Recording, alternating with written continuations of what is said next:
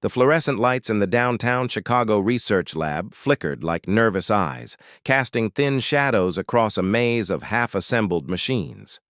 It was 10:42 p.m., long after most of the building had gone dark, but Dr. Ayanna Brooks was still at her workstation, a tangle of wires and quiet determination. At 33, Ayanna had the kind of resume that should have silenced doubters. A PhD in astrophysics from MIT, published papers on ion propulsion, a reputation for solving equations other scientists left unsolved for years. But brilliance doesn't always open doors the same way for everyone. In the elite private lab where she worked, Ayanna had become an afterthought, a punchline in whispered hallway jokes. Earlier that day, during a team meeting, senior researcher Colin Mercer had smirked when she presented her latest data on a new lightweight thruster design. "Cute theory," he'd said, his voice smooth with condescension. "Maybe next time bring something useful, like coffee." A few of the others chuckled. Ayanna didn't flinch. She just closed her laptop, offered a polite nod, and went back to work. Because she knew something none of them did. Her prototype wasn't a theory. It was a functioning, miniaturized propulsion unit capable of steady thrust in zero gravity without consuming traditional fuel. She'd built it herself, nights and weekends, scavenging parts from old projects and funding it with savings that should have gone toward rent. Now, in the quiet hum of the nearly empty lab, the device rested on her bench, a palm-sized engine glowing faintly blue. Ayanna adjusted a dial and watched the readout steady at a level she'd only dreamed about months ago. Perfect. Her phone buzzed. Unknown number. She almost ignored it until she saw the country code, +1 281, Houston, NASA. She swiped to answer.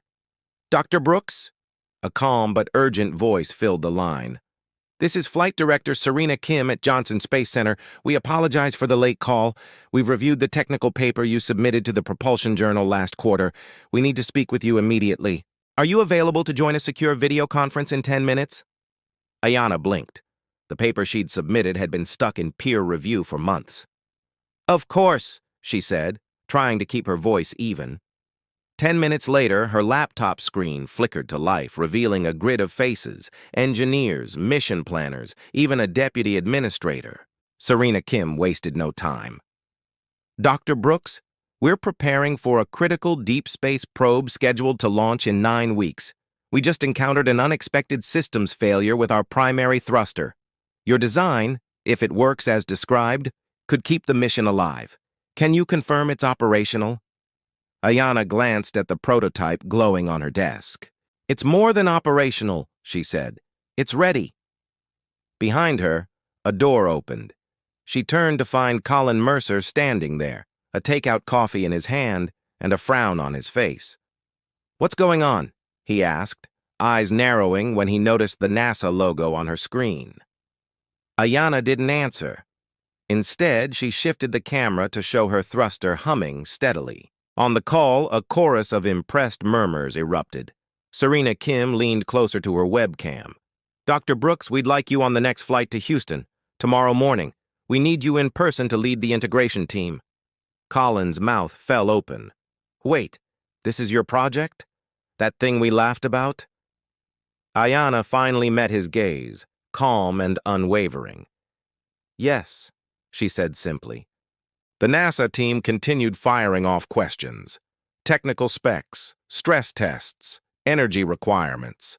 Ayanna answered each with precision, her confidence building with every sentence. Colin lingered in the doorway, silent now, the arrogance draining from his face. When the call ended, Serena's final words echoed in the quiet lab. "Pack a bag, Dr. Brooks.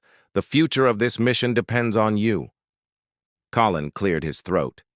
"I didn't realize—" Ayanna slid her laptop into her bag and powered down the thruster. "You didn't ask," she replied, her voice level but edged with truth. By morning, news had already leaked. "NASA taps Chicago scientist for emergency mission," one headline read. Cameras flashed as Ayana stepped into a waiting car bound for the airport. Reporters shouted questions about the groundbreaking propulsion system, but she kept moving, focused on the work ahead. At Johnson Space Center, she was greeted like a hero. Engineers gathered around her prototype, their skepticism melting into admiration as they watched it outperform expectations. Within days, her design was integrated into the probe's systems. Within weeks, the launch countdown began again, saved by the very scientist her own colleagues had mocked. On launch day, as the rocket blazed into the Texas sky, Ayana stood among the mission team, headset on, eyes bright with quiet pride. When the thruster engaged flawlessly in orbit, a cheer erupted in the control room. Serena Kim turned to her and said, "You just changed the future of deep space travel." Ayana smiled, but her thoughts drifted back to that dim Chicago lab, to the dismissive laughter and the long nights of solitary work. The victory wasn't about proving anyone wrong. It was about proving what was possible when you refused to let someone else define your worth. Outside the glass walls of Mission Control, cameras captured the moment for the world to see. A black woman scientist whose idea, once dismissed as cute, had propelled a spacecraft toward the stars. Here's the truth. Brilliance doesn't ask for permission, and progress doesn't wait for doubters to catch up. Ayana Brooks didn't just save a mission. She forced an entire industry to look again at who gets to lead and who gets left behind. And this was only the beginning.